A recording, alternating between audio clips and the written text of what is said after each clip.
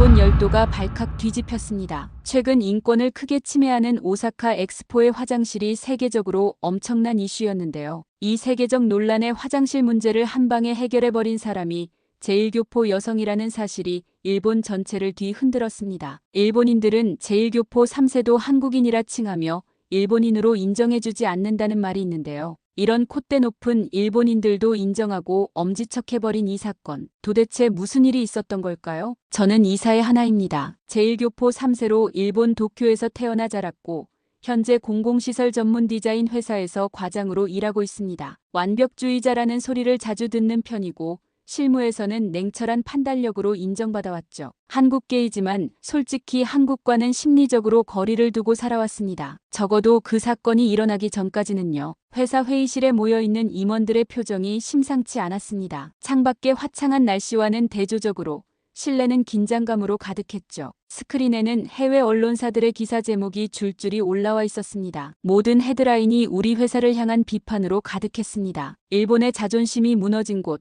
오사카 엑스포의 올젠더 구름 화장실. 디자인은 혁신적, 사용성은 최악. 모두를 불편하게 만든 발명품. 일본의 첨단 기술이 만든 불편한 현실. 저는 그 자리에서 숨을 깊게 들이마셨습니다. 6개월간 밤낮으로 디자인팀이 고민하며 완성한 회사의 자랑이었던 올젠더 구름 화장실이 이제 전 세계적 조롱거리가 됐으니까요.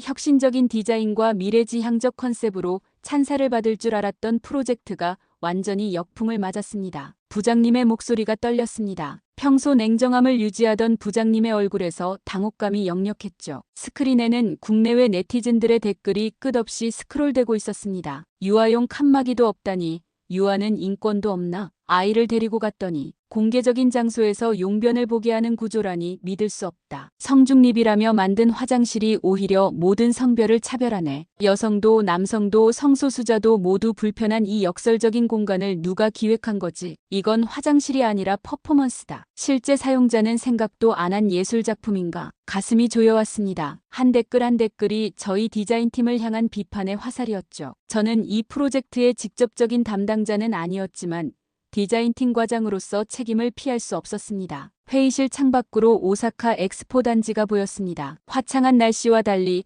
회사 내부는 폭풍 전야처럼 무거웠고 저는 무언가 큰 실수를 한 것 같은 죄책감에 휩싸였습니다. 갑자기 사장님의 질문이 날아왔습니다. 모든 시선이 저에게 쏠렸죠. 입술이 바짝 마르는 느낌이었습니다. 저는 제1교포 3세로서 이 회사에서 성공한 몇 안 되는 외국계 직원이었습니다. 완벽주의자라는 평가를 받던 제가 이런 상황에서 뭐라고 대답해야 할까요? 저희가 사람보다 디자인을 앞세웠던 것 같습니다. 그 말을 내뱉는 순간 제 커리어가 위험해질 수도 있다는 걸 알았습니다. 하지만 진실은 진실이었죠. 그로부터 일주일 후 엑스포 디자인팀은 전면 교체되었습니다. 저는 과장 직책을 유지했지만 모두의 눈에는 제가 문제 수습용 임시책으로 보인다는 걸 느낄 수 있었습니다.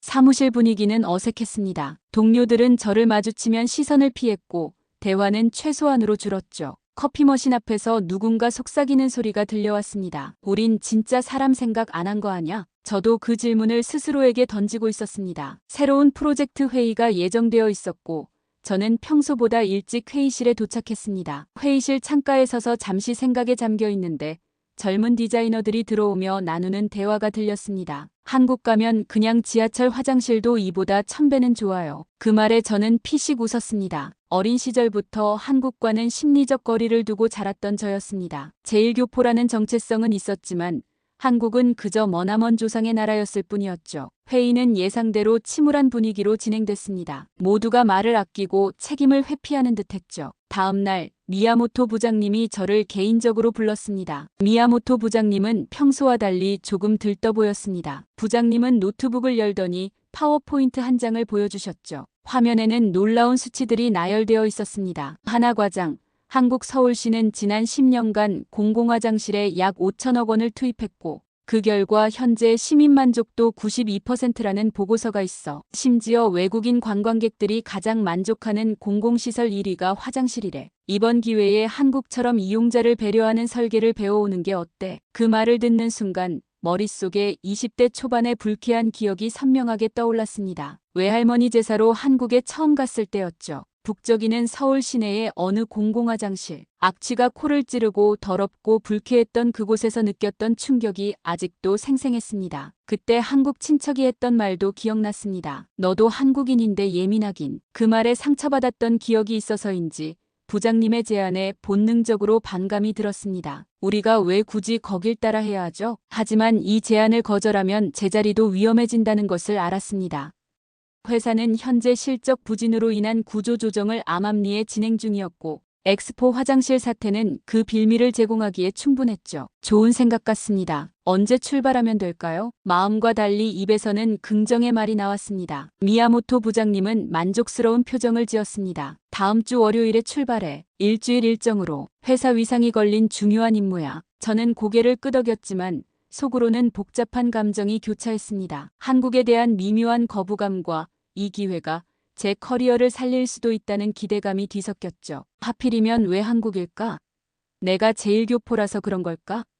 의문은 꼬리에 꼬리를 물었지만 선택의 여지는 없었습니다. 저는 다음 주 한국행 항공권을 예약했습니다. 인천공항에 도착한 첫날, 저는 공항 화장실부터 확인해 보기로 했습니다. 어차피 공항은 다른 곳보다 깨끗하겠지라는 생각이었죠. 아마 일본 공항과 별 차이 없을 거라며 큰 기대 없이 방문했습니다. 그저 의무적인 업무 수행이라는 마음가짐이었죠. 하지만 제 예상은 완전히 빗나갔습니다. 비행기에서 내려 지친 몸을 이끌고 인천공항 화장실 입구에 들어서자마자 깔끔한 공간이 펼쳐졌습니다. 자동문이 부드럽게 열리고 은은한 향기가 코끝을 간지렸죠. 마치 고급 호텔의 로비에 들어선 것 같은 인상이었습니다. 세면대는 물튀김이 없게 설계되어 있었고 아기 기저귀 교환대는 어른 눈높이에 맞춰 설치되어 있었습니다. 심지어 어린이 전용 낮은 세면대도 따로 마련되어 있었죠. 화장실 벽면에는 AI 정보 화면이 설치되어 있어 비행 정보와 날씨, 그리고 현재 화장실 청결도까지 실시간으로 보여주고 있었습니다. 가장 놀라웠던 것은 성범죄 예방을 위해 설치된 스마트 AI 감시 시스템이었습니다. 화장실 출입 상황을 비상 상황에서 자동 인식해 통제센터에 전송하는 시스템이었죠. 입구 감시 카메라와 동선에 설치된 긴급벨 시스템은 여성과 아이들의 안전을 최우선으로 고려한 흔적이었습니다. 손을 씻으면서 거울을 통해 제 얼굴을 바라봤습니다. 놀란 표정을 감출 수 없었죠. 일본 공항 화장실도 깨끗한데, 하지만 이곳은 단순히 깨끗함을 넘어 사용자에 대한 깊은 배려가 느껴졌습니다. 세면대 옆에는 바닥부터 천장까지 거울이 설치되어 있어 전신을 확인할 수 있었고, 화장대 조명은 자연광에 가까운 색온도로 설정되어 있었습니다. 다음 날, 저는 강남 고속터미널, 서울역, 공항철도, 스타필드, 고속도로 휴게소 화장실을 차례로 방문했습니다. 제 눈을 의심할 수밖에 없었죠. 모든 화장실이 장애인, 노약자, 어린이, 여성 각각을 위한 맞춤 설계로 되어 있었습니다. 휴게소 화장실은 특히 인상적이었습니다. 과거 한국 휴게소 화장실은 더럽기로 악명 높았다고 들었는데 지금은 호텔 수준의 청결함을 자랑하고 있었죠. 아이키에 맞춘 세면대, 여성 전용 파우더룸, 몸이 불편한 노인을 위한 안전바까지. 심지어 각 칸에는 청결도 평가 버튼이 있어 이용자들이 실시간으로 평가할 수 있었습니다. 저는 입을 다물지 못했습니다. 이게 그냥 화장실이라고? 그 기술보다 마음이 먼저 느껴지는 공간이었기 때문이었죠. 그동안 제가 디자인해온 화장실과는 근본적으로 다른 무언가가 있었습니다. 우리는 항상 어떻게 하면 더 세련되게 보일까를 고민했지만 여기서는 어떻게 하면 더 편안하게 사용할 수 있을까를 고민한 흔적이 역력했습니다. 메모장에 빠르게 메모를 해나갔습니다. 배우고 싶은 게 너무 많았습니다. 그리고 내심 놀라웠죠. 제가 한국에 대해 가지고 있던 선입견이 이렇게 빨리 무너질 줄은 몰랐으니까요. 서울시청 방문은 제 여정의 분명한 전환점이 되었습니다. 첨단 건물의 로비에서 잠시 기다리다가 안내를 받아 회의실로 들어갔죠. 서울시 공공시설관리과 김현우 과장님과의 미팅은 저에게 완전히 새로운 시각을 열어주었습니다. 김 과장님은 단정한 차림새에 따뜻한 미소를 지닌 분이었습니다. 테이블 위에는 두꺼운 자료집이 준비되어 있었죠. 화장실은 도시의 품격이에요. 시민이 1분간 머무는 공간이지만 그 1분이 그 도시 전체를 기억하게 만듭니다. 우리는 이것을 1분의 철학이라고 부릅니다. 김 과장님의 말이 가슴에 깊이 와닿았습니다. 그 순간 저는 깨달았습니다. 일본에서는 화장실을 단순히 필요한 시설로만 봤다면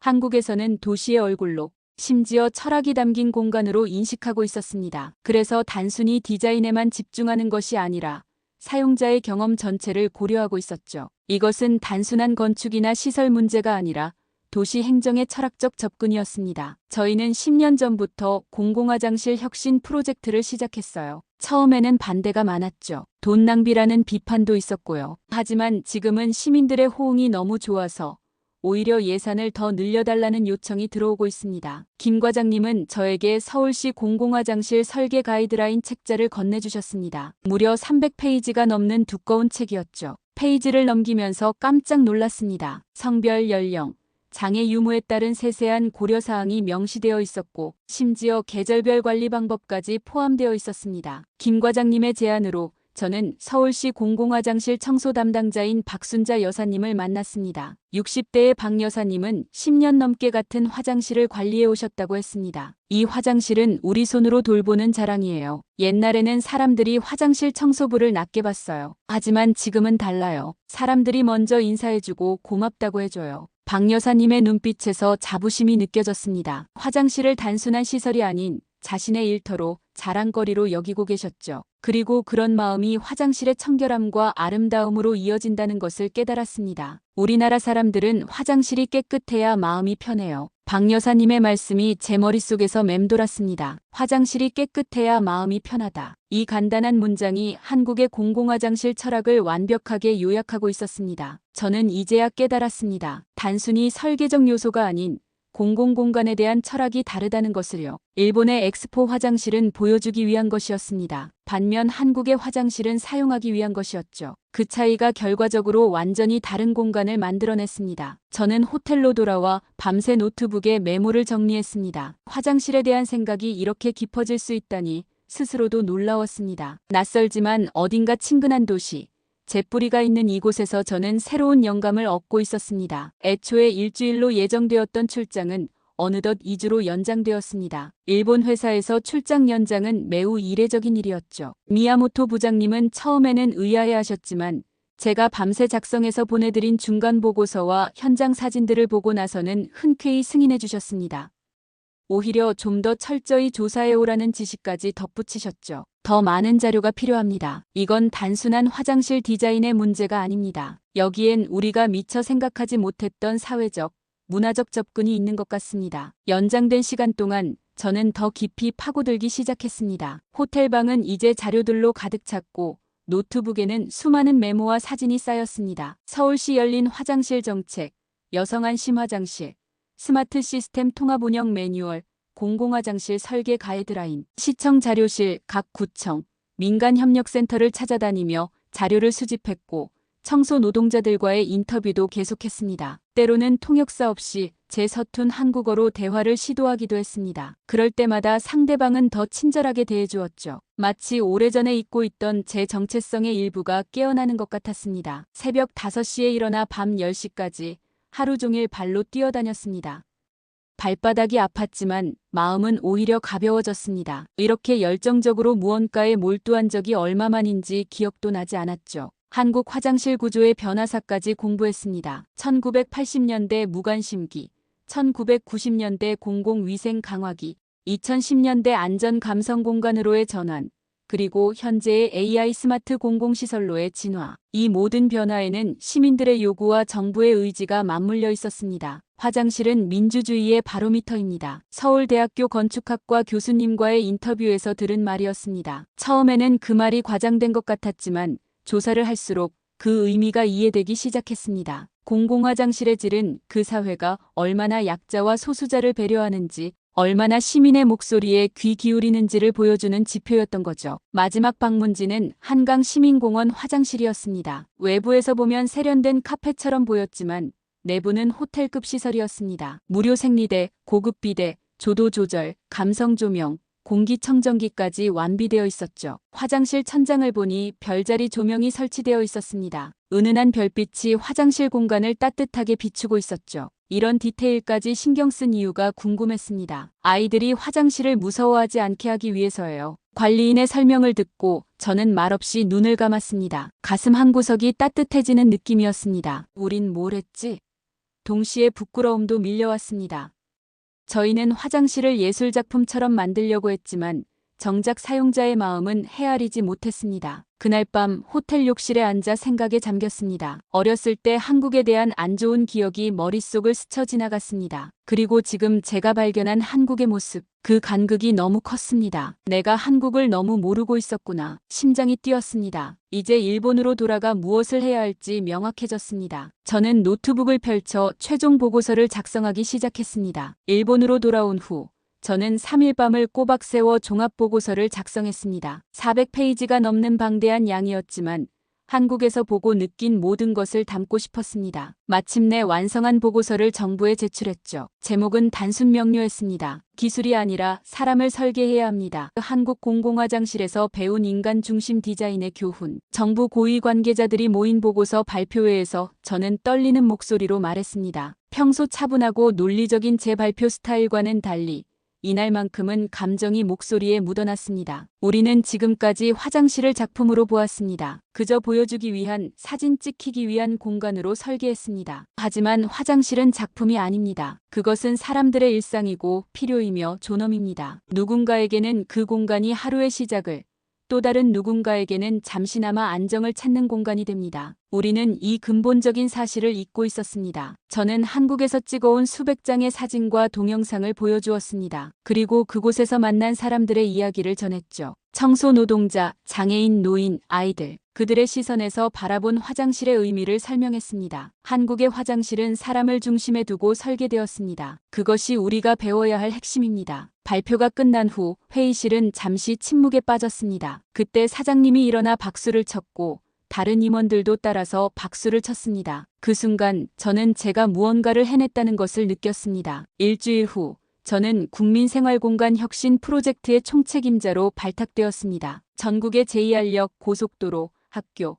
시청, 엑스포 등 모든 공공화장실 리모델링을 총괄하게 된 것이죠. 처음에는 부담스러웠지만 한국에서의 경험이 저에게 자신감을 주었습니다. 저는 한국의 사례를 기반으로 하되 일본의 실정에 맞게 모델을 재구성했습니다. 여성, 노인, 아동, 장애인의 목소리를 직접 듣기 위한 공청회를 개최했고 실제 사용자들과 함께 디자인을 검토했죠. 우리는 화장실을 이용하는 모든 사람을 생각해야 합니다. 단 한 명도 불편함을 느끼지 않도록. 이 말이 프로젝트의 모토가 되었습니다. 프로젝트는 예상보다 빠르게 진행되었습니다. 많은 사람들이 자발적으로 참여했고 미디어도 큰 관심을 보였죠. 이사의 하나, 일본 공공화장실의 혁신을 이끌다라는 제목의 기사가 뉴스에 실리기도 했습니다. 1년 후 저희 프로젝트는 일본 공공공간 건축 대상을 수상했습니다. 심사위원들의 평가는 저를 감동시켰습니다. 그녀는 일본 공공공간을 사람을 위한 공간으로 재정의했다. 시상식에서 트로피를 받으며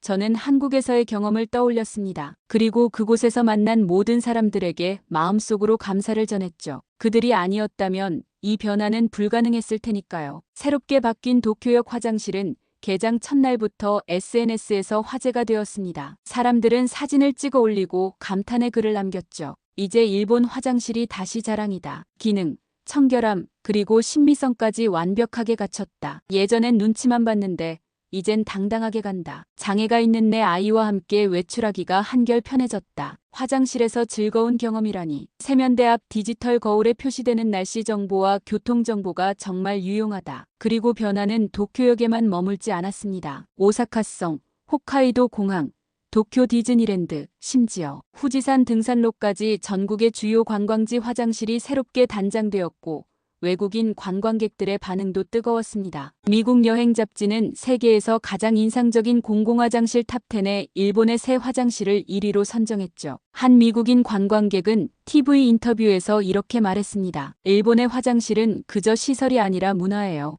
여기서 일본 사람들의 배려심을 느낄 수 있었습니다. 사람들의 인식도 바뀌고 있었습니다. 화장실은 더 이상 부끄러운 공간이 아니라 자랑스러운 공간이 되었죠. 어떤 노인분은 저에게 이렇게 말씀하셨습니다. 이전에는 외출할 때 화장실 가는 것이 고민이었어요. 나이 들면 화장실이 더 중요해지거든. 이제는 안심하고 외출할 수 있게 되었네요. 그 말씀을 들으며 가슴이 뭉클했습니다. 단순히 디자인을 바꾸는 것이 아니라 누군가의 삶의 질을 높이는 일이었던 거죠. 그때 저는 깨달았습니다. 좋은 디자인은 결국 사람의 마음을 움직이는 것이라는 사실을요. 화장실 혁신은 다른 공공시설로도 확대되었습니다. 공원, 도서관, 지하철역, 모든 공간이 사람 중심으로 재설계되기 시작했죠. 저는 이 모든 과정을 주도하며 제 일에 대한 자부심을 느꼈습니다. 제1교포로서 항상 어딘가 애매한 위치에 있었던 제가 이제는 당당하게 제 역할을 해내고 있었으니까요. 프로젝트 시작 2년 후 일본의 주요 방송사에서 특집 다큐멘터리를 제작하기로 했습니다. 화장실이 바꾼 도시의 얼굴이라는 제목의 다큐멘터리였죠. 저는 인터뷰를 위해 스튜디오에 앉았습니다. 긴 인터뷰 끝에 아나운서가 마지막 질문을 던졌습니다. 이 혁신의 출발점은 어디였나요? 저는 잠시 생각에 잠겼습니다. 다양한 대답이 가능했죠.